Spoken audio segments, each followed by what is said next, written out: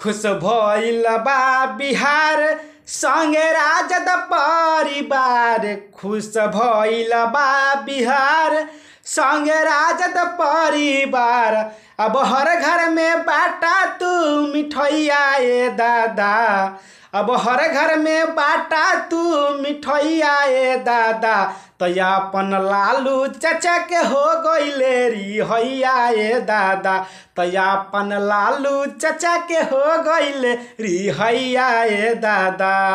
खुश भइल बा बिहार संगे राजद परिवार। खुश भइल बा बिहार संगे राजद परिवार। तब अब घर में बाटा तू मिठैया ए दादा। हर घर में बाटा तू मिठैया ए दादा।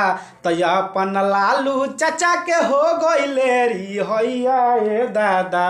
तयापन लालू चाचा के हो गइले रिहैया ए दादा। सुना सुना लागत रहे पूरा बिहार हो। आइल बाटे लालू चाचा मचल हाहाकार हो। सुना सुना लागत रहे पूरा बिहार हो। आइल बाटे लालू चाचा मचल हाहाकार हो। मचल हाहाकार हो।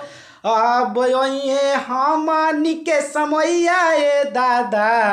अब ये हमनी के समैया ए दादा।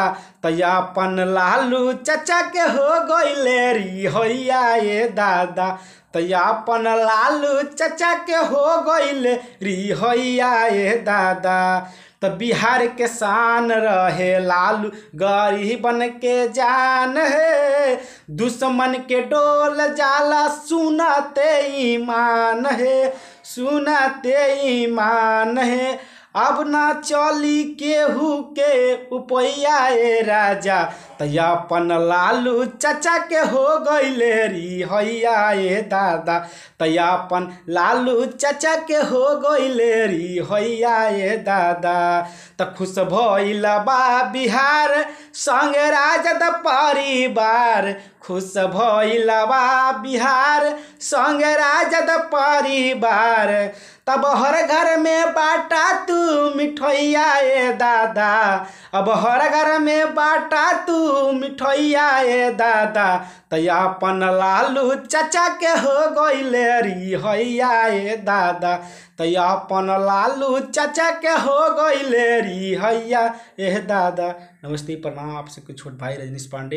अगर वीडियो अच्छा लगे तो लाइक कमेंट शेयर करें और सब्सक्राइबर करें। Yes music entertainment.